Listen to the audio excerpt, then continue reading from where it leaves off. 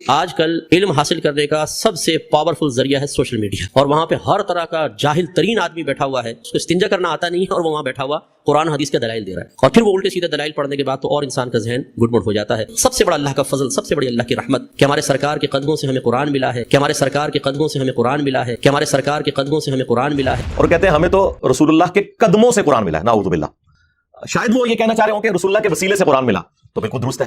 یہ جو انہوں نے الفاظ کا استعمال کیا نا، تو میں کانپ اٹھا کہ چلے اس وقت تو ریکارڈنگ ہو گئی، اتنی سینسٹیو ریکارڈنگ آپ چلا دیتے ہیں، اس کے بعد اپلوڈ کر دیتے ہیں۔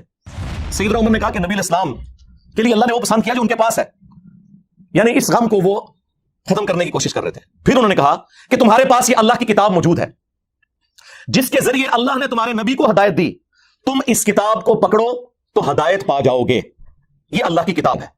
اب یہ پاکستان کا جو قانون ہے 295C، اس کی جو تشریح ہمارے چند سو کارڈ آشکار رسول کرتے ہیں، اس میں تو یہ انتہائی گستاخانہ خطبہ ہے کہ رسول اللہ کو ہدایت قرآن کے ذریعے ملی، کیونکہ مفتی اکمل صاحب تو کہہ رہے ہیں کہ رسول اللہ کے قدموں سے قرآن ملا، اور سیدنا ابوبکر عمر عثمان علی کا عقیدہ جو صحیح بخاری میں آیا وہ یہ ہے کہ رسول اللہ کو ہدایت ملی قرآن کے ذریعے، اور تم بھی قرآن کو پکڑو تو ہدایت پا جاؤ گے۔ نعوذ باللہ کو یہ نہ سمجھے کہ نبی الاسلام کوئی پہلے گمراہی پہ تھے، ایسا نہیں تھا۔ اعلیٰ درجے کی ہدایت جو قرآن میں بھی آیا، وَوَجَدَكَ ضَالًّا فَهَدَىٰ۔ نبی ہم نے آپ کو اپنی محبت میں خود رفتہ پایا صلی اللہ علیہ وآلہ وسلم، تو آپ کو ہدایت کی اعلیٰ منزل کے اوپر پہنچا دیا۔ یہ اعلیٰ حضرت کا جو ترجمہ ہے میں اسی کو صحیح سمجھتا ہوں، یہ قرآن میں فٹ ان بیٹھتا ہے، کیونکہ قرآن میں بالکل واضح ہے مَا ضَلَّ صَاحِبُكُمْ وَمَا غَوَىٰ، تمہارے نبی نہ کبھی بہکے ہیں نہ کبھی بے راہ چلے ہیں۔ تو یہ ضال کا جو ترجمہ بعض دیوبند اور وہابی یعنی اہل حدیث حضرات نے جذبات میں آ کے گمراہی اور بڑے عجیب و غریب الفاظ استعمال کیے، ضال کا ترجمہ یہ نبی اسلام کے کیس میں نہیں بنتا۔ وہ تو حدیث ہے، مسند احمد میں، دلائل النبوہ امام بیہقی کی کتاب میں، مشکات المصابیح میں موجود ہے۔ شیخ البانی، شیخ زبیر علیزئی نے اسے صحیح کہا کہ میں اللہ کے ہاں اس وقت بھی خاتم النبیین لکھا ہوا تھا جب آدم علیہ السلام ابھی روح اور جسم کے درمیان تھے۔ میں دعائے ابراہیم ہوں، میں عیسیٰ کی بشارت ہوں، میں اپنی ماں کا وہ خواب ہوں جو انہوں نے میری پیدائش کے وقت دیکھا کہ ان کے لیے ایک نور ظاہر ہوا جس سے شام کے محلات بھی ان کے سامنے روشن ہو گئے۔ یعنی آپ کی والدہ محترمہ سلام اللہ علیہا کو اللہ تعالیٰ نے یہ خوشخبری دے دی تھی کہ آپ سے جو بیٹا پیدا ہوگا بالآخر اس کی حکومت اور اس کی دعوت اس وقت کی سب سے بڑی سپر پاور رومن امپائر کو بھی سپرسیڈ کر جائے گی۔ صلو علی محمد وعلی محمد، اللہم صلی علی محمد وعلی آل محمد۔ بیٹم لیول کی ہدایت ایک پیغمبر کو پیدائش سے لے کر مبعوث ہونے تک ہوتی ہے، وہ اللہ کی حفاظت میں ہوتا ہے۔ ہاں، اعلیٰ درجے کی ہدایت اسے اس وقت ملتی ہے جب اس پر وحی کا نزول ہوتا ہے اور اللہ تعالیٰ اسے مبعوث کرتا ہے۔ قرآن مخلوق نہیں ہے، یہ غیر مخلوق ہے، اللہ کی صفت ہے۔ نبی الاسلام تو اللہ کی مخلوق ہے، لہٰذا نبی الاسلام بھی کبھی اس چیز کو پسند نہیں فرمائیں گے کہ کوئی شخص یہ جملہ بولے کہ میرے قدموں سے قرآن ملا ہے۔ ہاں، میرے ذریعے سے ملا، بالکل درست ہے۔ اللہ اور مخلوق کے درمیان وسیلہ اور واسطہ وقت کا پیغمبر ہی ہوتا ہے، اس میں تو کوئی شک نہیں ہے، لیکن یہ الفاظ کا چناؤ یہ بڑا ڈینجرس معاملہ ہے۔ ما كنت تدری ما الکتاب ولا الایمان، اس قرآن کے نزول سے پہلے نہ تو آپ کتاب سے واقف تھے نہ ایمان سے۔ میں نے کہا یہ اعلیٰ حضرت کا ترجمہ پڑھ لیں۔ انہوں نے کیا ترجمہ کیا ہوا ہے؟ اے نبی، اس قرآن کے نزول سے پہلے نہ آپ کتاب کے بارے میں جانتے تھے نہ احکام شرع کی تفصیلات، یہ انہوں نے ترجمہ کیا۔ کتاب واضح لکھا ہوا تھا، ایمان واضح، چلے پھر بھی شکر ہے الٹ ترجمہ نہیں کر دیا، جس طرح وہ سورہ فتح کی شروع کی آیات کا کر دیا انہوں نے، اور ہمارے استاد اور مفتی صاحب کے استاد نے ان پہ گرفت کی ہے، غلام سعیدی صاحب نے رحمہ اللہ تعالی۔ نبی الاسلام ان تفصیلات سے واقف نہیں تھے، بہرحال ڈیٹم لیول کا تو ایمان ہوتا ہے۔ صحیح مسلم میں حدیث ہے، میں اس پتھر کو بھی پہچانتا ہوں جو بعثت سے پہلے مجھے سلام کیا کرتا تھا۔ تو نبی الاسلام کو یہ یعنی اشارے تو ملنے شروع ہو گئے تھے کہ آپ ایک ایکسٹراڈنری پرسنالٹی ہیں۔ پھر صحیح مسلم میں آیا کہ بچپن میں آپ کا سینہ چاک کیا گیا اور پھر وہ سیا گیا۔ یہ پورا جو واقعہ ہے جو نمبر آف ٹائمز ہوا ہے، معراج کے موقع پر بھی ہوا ہے، نبی اسلام کے یہ ایکسپیرینسز بعثت سے پہلے کے تھے۔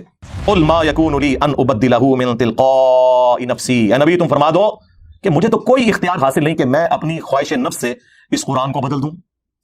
مفتی صاحب کہہ رہے ہیں کہ رسول اللہ کے قدموں سے قرآن ملا، اور اللہ تعالیٰ یہ فرما رہا ہے کہ نبی تم فرما دو کہ مجھے تو کوئی اختیار نہیں کہ میں اس کتاب کو بدل دوں۔ اور یہاں بات ختم نہیں ہوئی، ان اتبع الا ما یوحى الی، میں تو خود پابند ہوں اس وحی کا جو اللہ کی طرف سے مجھ پر آتی ہے۔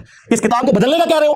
مجھے تو اللہ نے پابند کیا کہ میں نے بھی اس کتاب کے پیچھے چلنا ہے۔ یہ قرآن ہے جی، یہ کتابوں کا خدا ہے۔ پھر ہم کیوں نہ کہیں کہ مرنے سے پہلے اے مسلمان کر لے اس پہ غور، کتابوں کا خدا اور ہے، بابوں کا خدا اور، بابے بھی اسی خدا پہ مانتے ہیں لیکن ان کوالٹیز کے ساتھ نہیں جو آسمان سے نازل ہوئی ہیں پیغمبروں کے ذریعے، بلکہ ان کی اپنی تعلیمات ہیں۔ یہ کتابوں کا خدا ہے جی۔ یہ تو آیات ہیں جو آج بیان کرنے والی ہیں، یہ بتانے کے لیے کہ یہ کلام اللہ کا نازل کردہ ہے، یہ رسول اللہ نے خود نہیں لکھا صلی اللہ علیہ وآلہ وسلم۔ اور ہم نے اسے گستاخی کا مسئلہ بنا کے ہر بندے نے یعنی قرآن میں سے نہ اپنی مطلب کی چیزیں نکالی ہیں۔ کسی کو اولیاء کی گستاخی نظر آ جاتی ہے، کسی کو انبیاء کی گستاخی، کسی کو صحابہ کی گستاخی، کسی کو اہل بیت کی گستاخی نظر آ جاتی ہے۔ اللہ کی گستاخی نہیں آج تک منقطع نظر آئی۔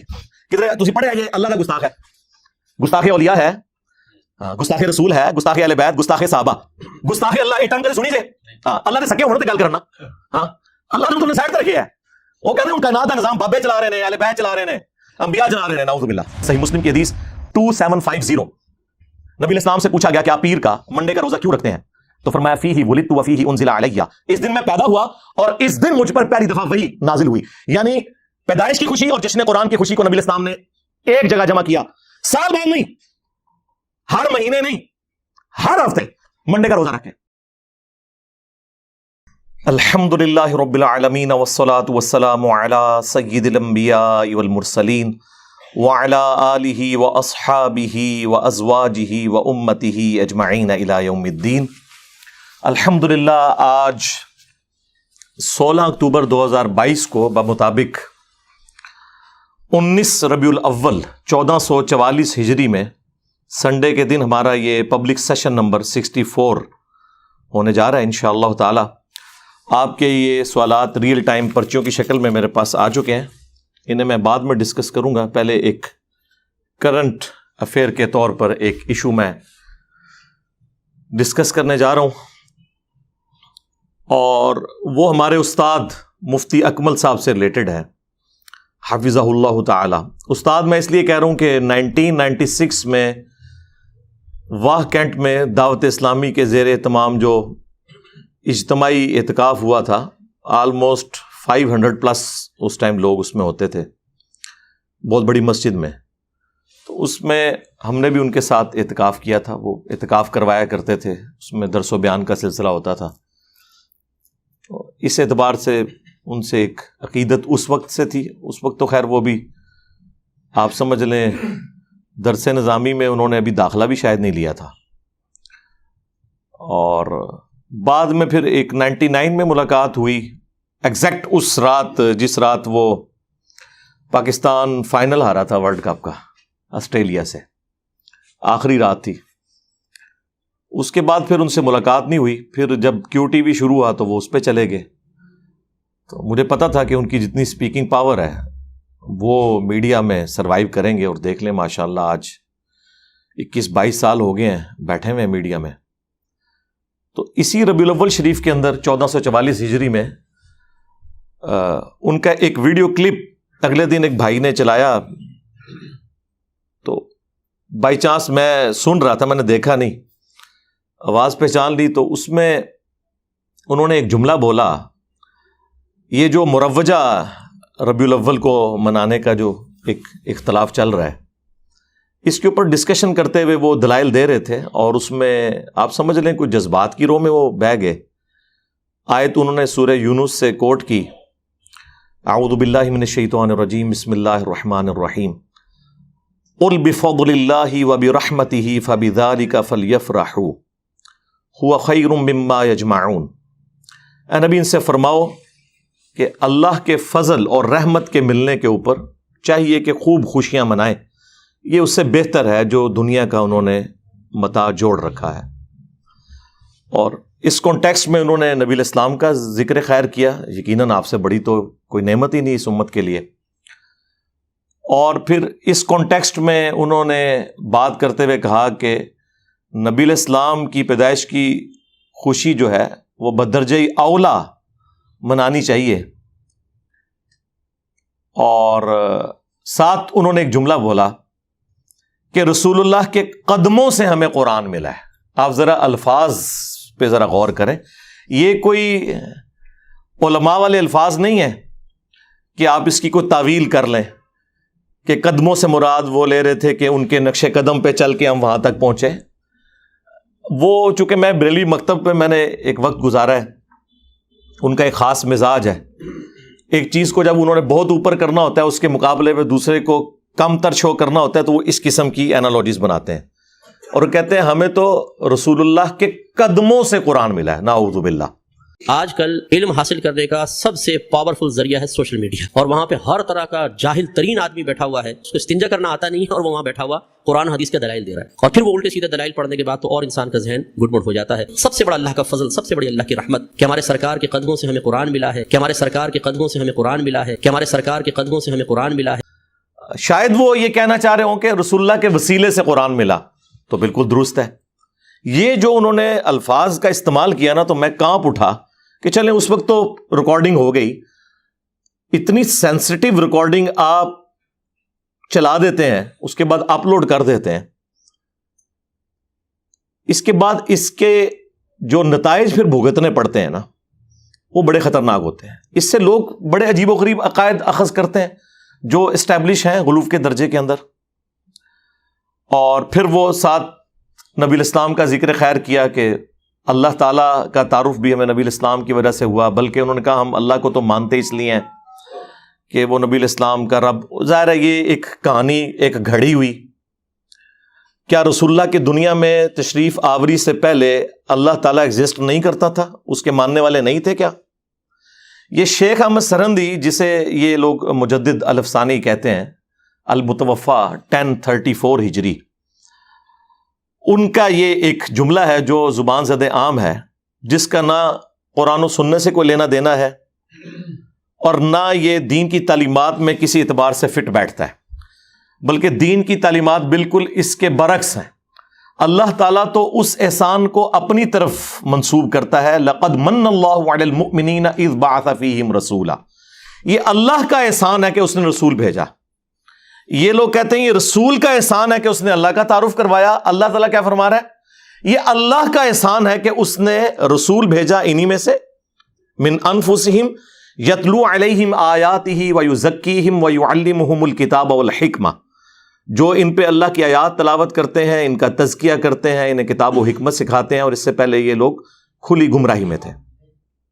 تو اللہ تعالیٰ تو یہ ڈاکٹرن پیش کر رہا ہے کہ اللہ کا احسان ہے مومنین میں آنا، اور پھر اس پہ تر رہا یہ کہ نبی الاسلام خود اس کی ایکسپلینیشن کیا کر رہے ہیں۔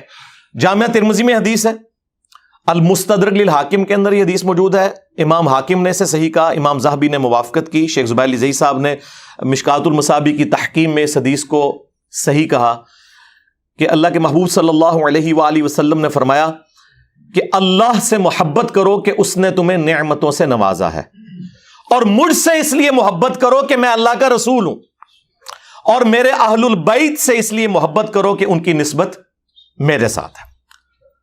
صلو علی محمد وآل محمد، اللہم صلی علی محمد وعلی آل محمد۔ یعنی نبی الاسلام چین کیا جوڑ رہے ہیں کہ آپ نے اللہ کی نسبت سے معاملات کو لے کے چلنا ہے، یہ الٹ چلتے ہیں۔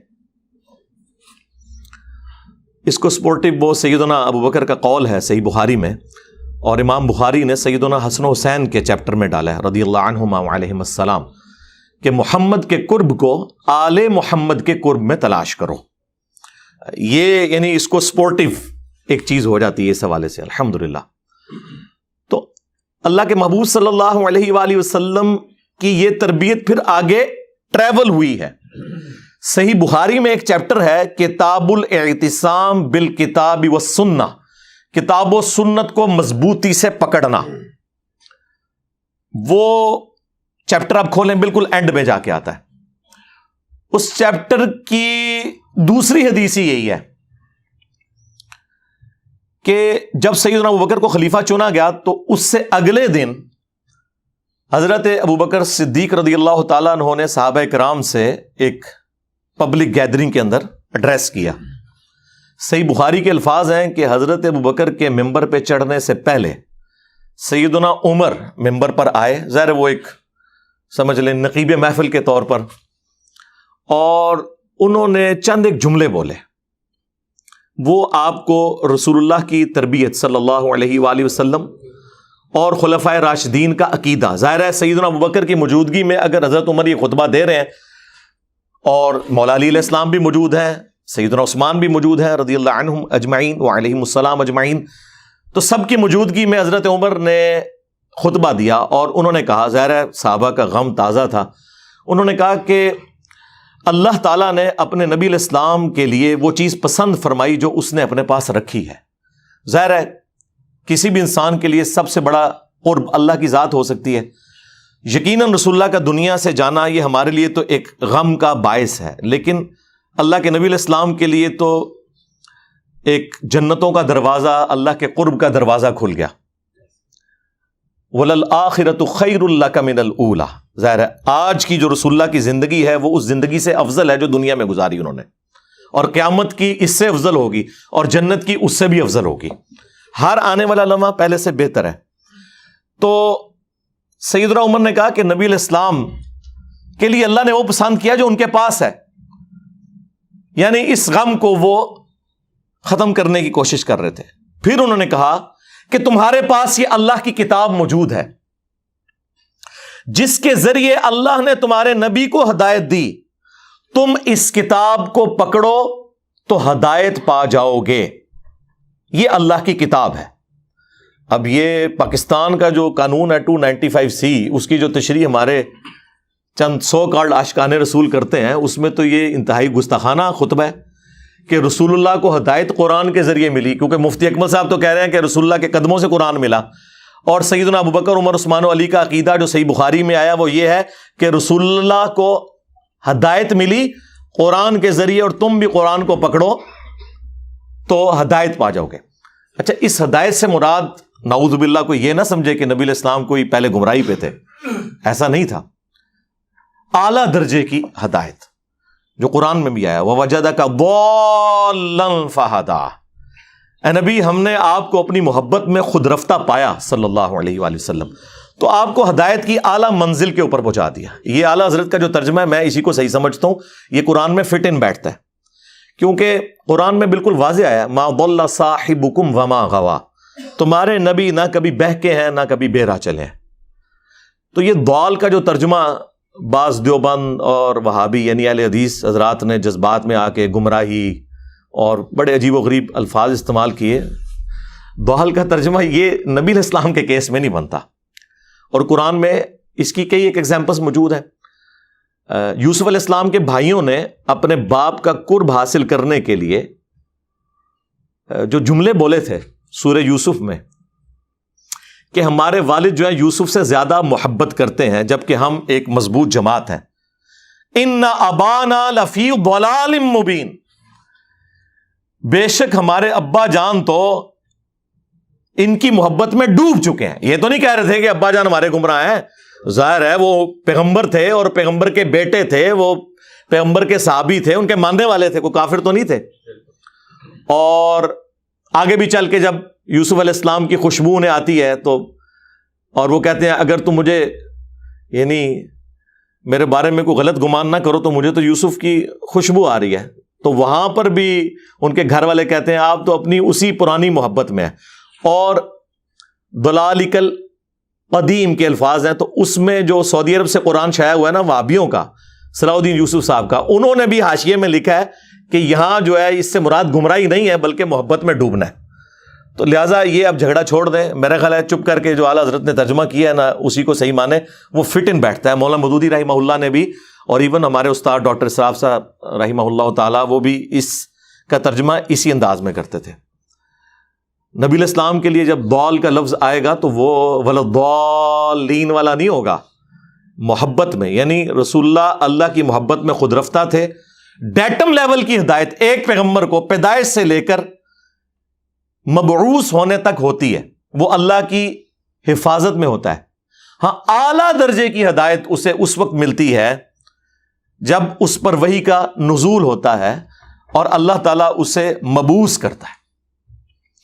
اس حوالے سے قرآن حکیم میں درجنوں آیات ہیں، لیکن 4 مقامات ایسے ہیں جو میں چاہ رہا ہوں کہ میں یہاں پر آپ کو ضرور اس حوالے سے بیان کر دوں تاکہ آپ کا عقیدہ درست ہو جائے کہ قرآن حکیم جو ہے وہ نبی علیہ السلام کی ہدایت کو بلند مرتبے تک بلکہ ایپیکس تک پہنچانے کا سبب بنا ہے. اور قرآن مخلوق نہیں ہے، یہ غیر مخلوق ہے، اللہ کی صفت ہے. نبی علیہ السلام تو اللہ کی مخلوق ہیں، لہٰذا نبی علیہ السلام بھی کبھی اس چیز کو پسند نہیں فرمائیں گے کہ کوئی شخص یہ جملہ بولے کہ میرے قدموں سے قرآن ملا ہے. ہاں، میرے ذریعے سے ملا، بالکل درست ہے. اللہ اور مخلوق کے درمیان وسیلہ اور واسطہ وقت کا پیغمبر ہی ہوتا ہے، اس میں تو کوئی شک نہیں ہے. لیکن یہ الفاظ کا چناؤ یہ بڑا ڈینجرس معاملہ ہے. یعنی وہ پیغمبر جس کے بارے میں صحیح مسلم میں حدیث ہے کہ ایک صحابی نے خطبہ دیتے ہوئے کہہ دیا من یطع اللہ ورسولہ فقد رشد، جس نے اللہ اور اس کے رسول کی اطاعت کی وہ کامیاب ہو گیا. ومن یعصہما، اور جس نے ان دونوں کی نافرمانی کی فقد غوا، وہ بہک گیا. اور حضور غصے میں آگے فرمایا بئس الخطیب انت، کتنا برا خطیب ہے تو، تجھے چاہیے تھا کہ تو کہتا وَمَن يَعْصِ اللَّهَ وَرَسُولَهُ فَقَدْ غَوَىٰ. صحیح مسلم 2010 نمبر حدیث ہے یہ. اس نے نہیں آگے سے بریلویوں کی طرح کہا کہ یا رسول اللہ ہم آپ کو مستقل بذات نہیں مان رہے، غیر مستقل بذات مان رہے ہیں، آپ کا یہ معاملہ محدود مان رہے ہیں، ہم عطائی مان رہے ہیں. یہ اس زمانے میں یہ کہانیاں نہیں ہوتی تھی. اور ابو داؤد میں تو آگے بڑے سخت الفاظ ہیں. آپ نے فرمایا قم اذهب، اٹھ نکل جا ادھر سے. یہ وہ شخص کہہ رہا ہے وَإِنَّكَ لَعَلَىٰ خُلُقٍ عَظِيمٍ. لیکن توحید اتنا سینسٹیو ایشو ہے کہ امام الموحدین صلی اللہ علیہ وآلہ وسلم کی ٹالرنس زیرو ہے، زیرو ٹالرنس ہے. اس لیے خدا کے لیے الفاظ کا چناؤ کرتے وقت ذرا غور کیا کریں کہ کیا نبی الاسلام آپ کے اس ایٹیچیوڈ سے خوش ہوں گے جس طرح کی آپ باتیں کر رہے ہیں. حالانکہ اس صحابی نے کوئی آؤٹ آف کانٹیکسٹ جملہ نہیں بولا، لٹریچر میں یہ پرفیکٹ جملہ تھا کہ جو اللہ اور اس کے رسول کی اطاعت کرے وہ کامیاب ہوا، جو ان دونوں کی نافرمانی کرے وہ ناکام ہوا. بلکہ یہ جملے کا عیب ہوتا ہے اس چیز کو ریپیٹ کرنا. جب وہ اللہ رسول کو الگ کر چکا تھا اس کے بعد دونوں کہنا کافی تھا، لیکن نبی الاسلام کو پتا تھا کہ اس سے دروازہ کھل جائے گا. تو آپ صلی اللہ علیہ وآلہ وسلم نے اتنے سخت الفاظ کے اندر اسے کنڈیم کیا. لیکن آپ کو حیران کن بات بتاؤں، آج تک میں درجنوں بریلوی اور دیوبندیوں کی مسجد میں جمعے کی نماز پڑھ چکا ہوں، آج تک وہ میں یہاں سے ہمائی پڑھتے ہیں. وہ پتہ نہیں کوئی انہوں نے لکھ کے ان کو خطبہ پکڑا دیا ہوا ہے. ابھی اگلے دن میں جماعت اسلامی کی مسجد میں پڑھ رہا تھا وہ میں یہاں سے ہما. دیوبندیوں کے پیچھے کافی عرصہ میں نے پڑھا، بریلویوں کے پیچھے، وہ آج تک اس طرح ہی چل رہا ہے. کیونکہ ظاہر ہے جب درس نظامی میں آپ کو فقہ پڑھائی جائے اور آخری دورہ حدیث ہو، جس طرح وہ اینڈ پہ دودھ پتی کا دورہ ہوتا ہے مجلس کے، تو وہ کس کو یاد رہنی ہے، اور وہ بھی سلیکٹو سٹڈی کے طور پر. تو یہ ایک بہت بڑا ایک ایشو ہے ہمارا اس پورے کے پورے سسٹم کا.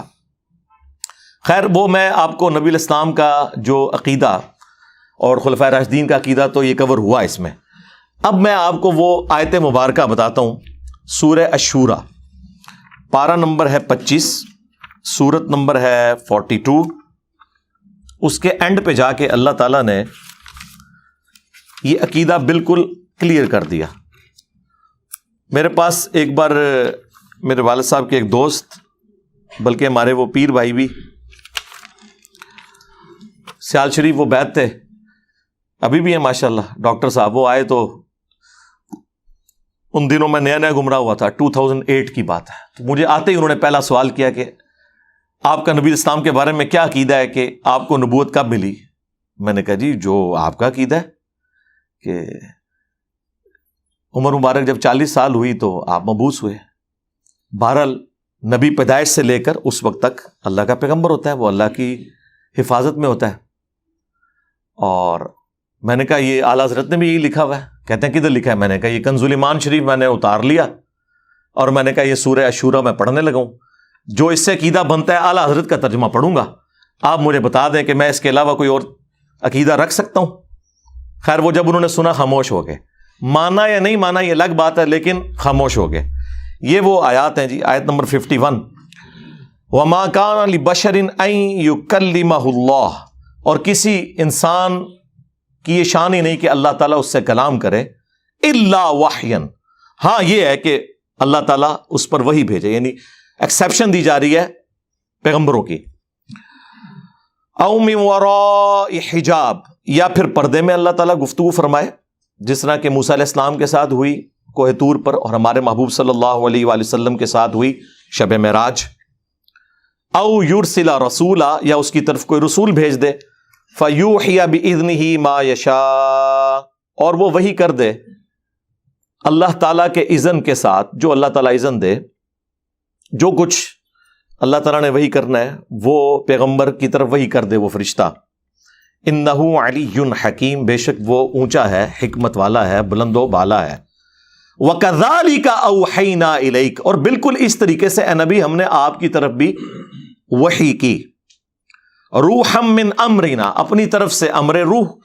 روح جو امر بھی ہے، اچھا روح کا لفظ حضرت جبرائیل کے لیے بھی آیا ہے، روح کا لفظ قرآن کے لیے بھی آیا وحی کے لیے, اور روح نبی الاسلام کے لیے بھی ہے. ما کنت تدری ما الکتاب ولا الایمان, اس قرآن کے نزول سے پہلے نہ تو آپ کتاب سے واقف تھے نہ ایمان سے. میں نے کہا جی یہ اعلیٰ حضرت کا ترجمہ پڑھ لیں. انہوں نے کیا ترجمہ کیا ہوا ہے؟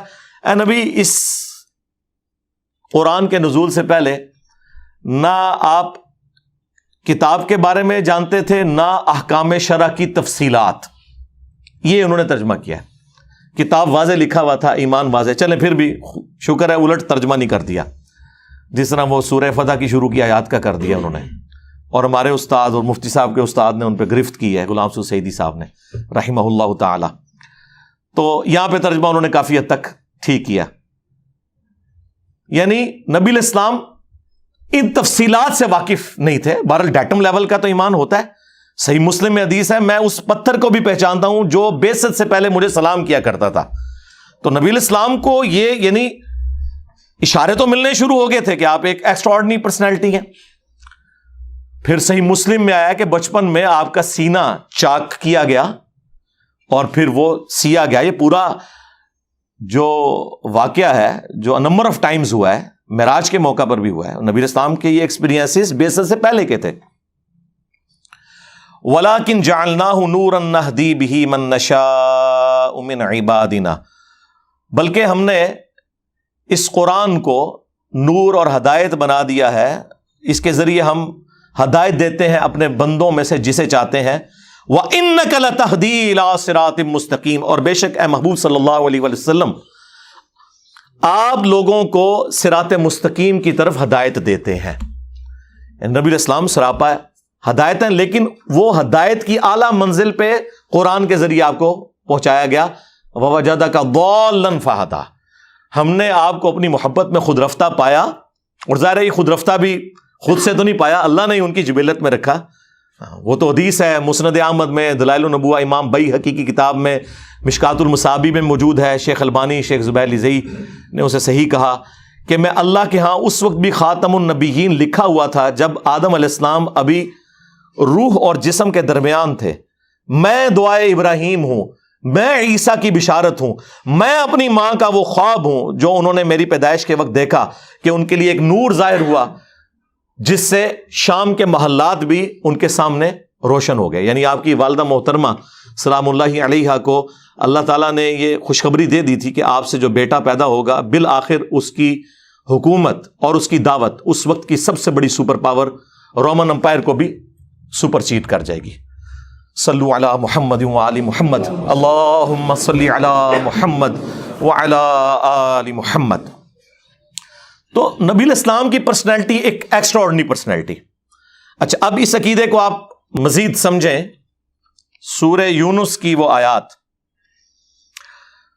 آیت نمبر 15, وَإِذَا تُتْلَى عَلَيْهِمْ آيَاتُنَا بَيِّنَاتٍ, اور جب ان پر تلاوت کی جاتی ہیں ہماری روشن آیات.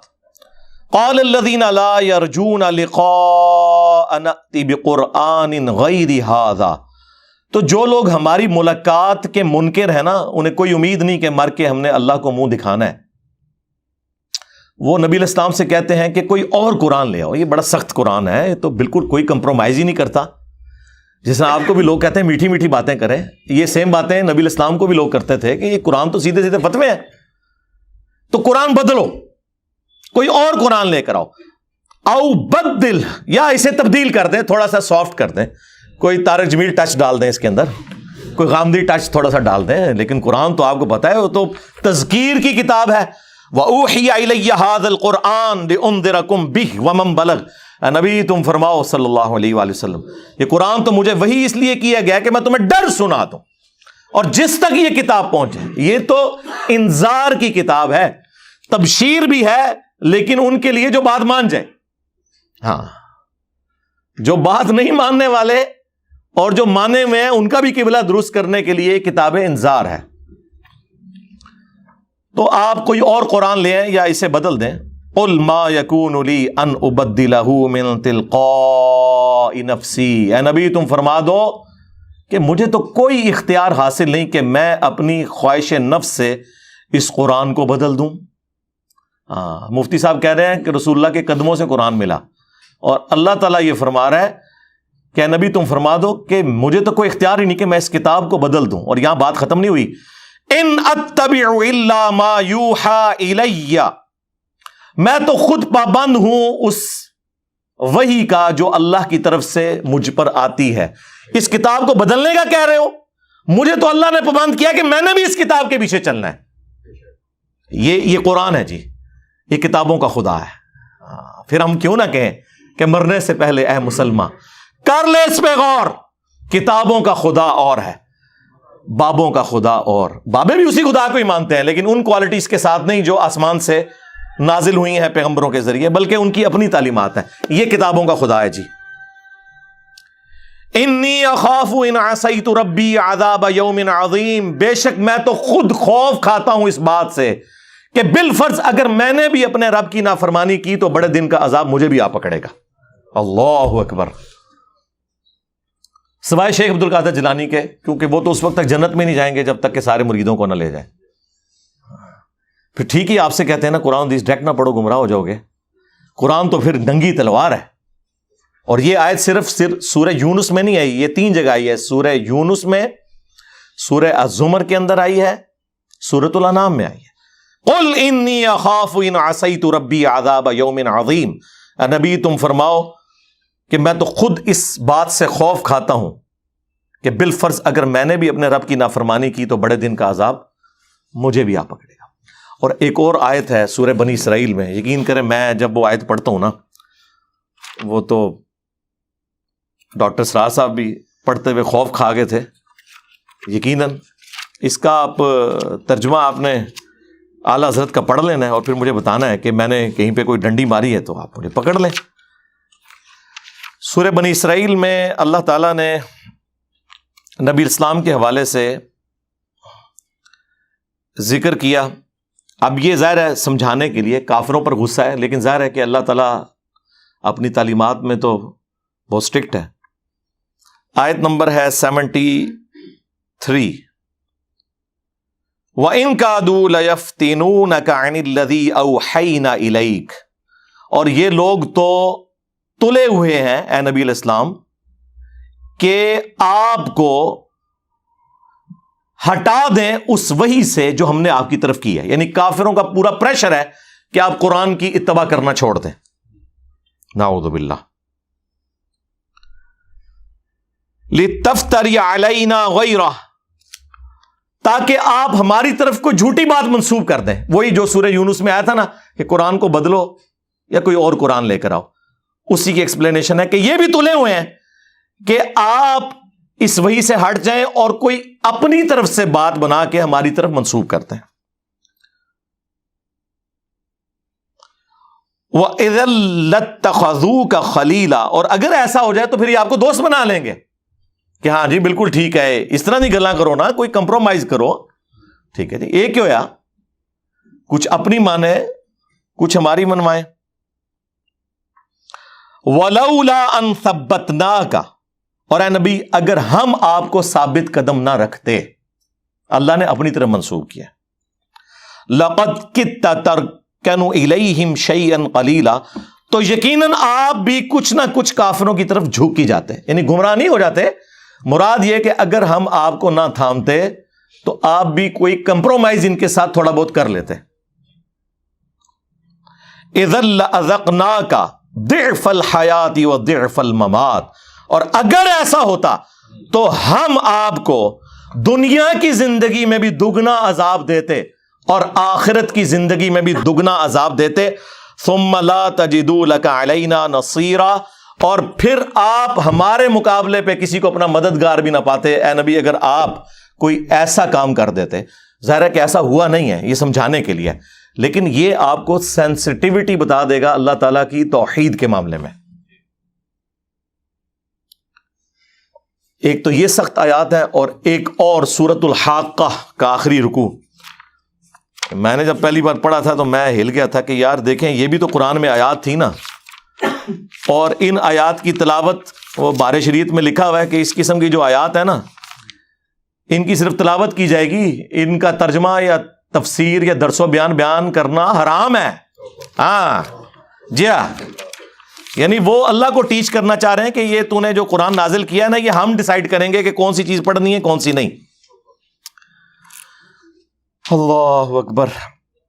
تنزیل من رب العالمین، سورۃ الحاقہ آیت نمبر 43. قرآن یعنی اللہ تعالیٰ فرما رہا ہے کہ یہ رب العالمین کی طرف سے نازل ہوا ہے. وَلَوْ تَقَوَّلَ عَلَيْنَا بَعْضَ الْأَقَاوِيلِ، اور اگر یہ نبی علیہ السلام ہماری طرف کوئی بات منسوب کر دیتے نا خود سے، لَأَخَذْنَا مِنْهُ بِالْيَمِينِ، تو ہم ان کا داہنا ہاتھ پکڑتے، ثُمَّ لَقَطَعْنَا مِنْهُ الْوَتِينَ، اور ہم ان کی رگے جان کاٹ دیتے اگر یہ بھی ہماری طرف کوئی بات ایسی منسوب کرتے جو ہم نے وہی نہیں کی. فَمَا مِنْكُمْ مِنْ أَحَدٍ عَنْهُ حَاجِزِينَ، اور پھر تم میں سے کوئی ایک بھی ایسا نہ ہوتا جو ان کو ہم سے بچا سکتا. وَإِنَّهُ لَتَذْكِرَةٌ لِّلْمُتَّقِينَ، اور یہ قرآن اور نبی علیہ السلام دونوں نصیحت ہیں ان کے لیے جو ڈر جائیں، جو بات مان لیں. یہ آیات ہیں. یہ آیات یہاں پہ یہ کنفلکٹ بن گیا کہ اس سے کوئی شان رسالت میں تنقیص ہو رہی ہے. میں کہتا ہوں جی ان آیات کے سوا ہمارے پاس کوئی آیتیں ہی نہیں ہیں یہ ثابت کرنے کے لیے کہ یہ کتاب رسول اللہ نے نہیں لکھی. جو شخص کتاب خود لکھتا ہے اپنے بارے میں یہ کچھ لکھے گا. میں نے وہ سلمان رشدی کے کتاب کا جب پوسٹ مارٹم کیا تھا پچھلے دنوں سٹینک ورسز کا، اس میں بھی میں نے یہ آیات کوٹ کی تھی کہ کوئی بھی آتھر جب بک لکھتا ہے وہ اپنے بارے میں اس طرح کی باتیں نہیں کبھی لکھتا. یہ تو آیات ہیں جو آج بیان کرنے والی ہیں، یہ بتانے کے لیے کہ یہ کلام اللہ کا نازل کردہ ہے، یہ رسول اللہ نے خود نہیں لکھا صلی اللہ علیہ وآلہ وسلم. اور ہم نے اسے گستاخی کا مسئلہ بنا کے ہر بندے نے یعنی قرآن میں سے نا اپنی مطلب کی چیزیں نکالی ہوئی ہیں. کسی کو اولیاء کی گستاخی نظر آ جاتی ہے، کسی کو انبیاء کی گستاخی، کسی کو صحابہ کی گستاخی، کسی کو اہل بیت کی گستاخی نظر آ جاتی ہے. اللہ کی گستاخی نہیں جی آج تک منو کدھر نظر آئی. کدھر تسی پڑھے ہے یہ اللہ دا گستاخ ہے، گستاخ اولیاء ہے، گستاخ رسول ہے، گستاخ اہل بیت، گستاخ صحابہ، گستاخ اللہ. یہ ٹرم کدے سنی جے؟ ہاں اللہ دے سکے ہونا تے گل کرنا. ہاں اللہ نے انہوں نے سائڈ تے رکھے ہے. وہ کہنے ان کائنات دا نظام بابے چلا رہے نے، اہل بیت چلا رہے نے، انبیاء چلا رہے نے، نعوذ باللہ. اب یہ یعنی وہ بعض تو منہ سے بول کے کہتے ہیں، بعض بغیر بولے ہوئے کہہ رہے ہوتے ہیں. ٹھیک ہے، اور چھڑ دو وچ عبد القادر پہ گیا جے. اور جواد نقوی صاحب نے بڑی پیاری بات کی. انہوں نے کہا کہ غالی شیعہ قادیانیوں سے بدتر ہیں. انہوں نے اپنے شیعہ کے بارے میں بات کی اور کہا کہ قادیانی تو رسول اللہ کے ساتھ شرک کرتے ہیں نا، ہمارے غالی شیعہ اللہ کے ساتھ شرک کر رہے ہیں جب علی اللہ کہتے ہیں، حسین جل جلالہ. اور پھر انہوں نے اگلا ایک جملہ بولا، تسی سنی خوش ہو رہے ہونے، انہوں نے کہا کہ سنی غالی نے نا وہ ساڑھے شیعہ تو بھی گئے گزرے نے، کیونکہ شیعہ تو پھر بھی اللہ والا معاملہ کرتے ہیں. یہ تو کہتے ہیں عبد القادر بھی چھپایا گیا جے، یعنی یہ عبد القادر جیلانی کو اللہ سے بھی اوپر لے جاتے ہیں. شرک سے بھی اگلی بات ہے. اور یہ گراؤنڈ ریالٹیز ہیں. اگر کوئی اس سے آنکھیں بند کرے ہمیں تو کوئی دھوکہ نہیں دے سکتا. میرے سے بڑا کون سا بریلوی رہا ہے، 31 سال تک میں بھی بریلوی رہا ہوں. ہمیں پتا تھا کہ یہ سب کچھ اسٹیبلش عقیدے ہیں ان کے، عوام میں بتانے کے لیے کچھ، خواص میں بتانے کے لیے کچھ، کتابوں میں لکھنے کے لیے کچھ، جوڈیشری میں ثابت کرنا پڑے تو کچھ اور. تو وہ بات مفتی اکمل صاحب حفظہ اللہ تعالی سے شروع ہوئی تھی.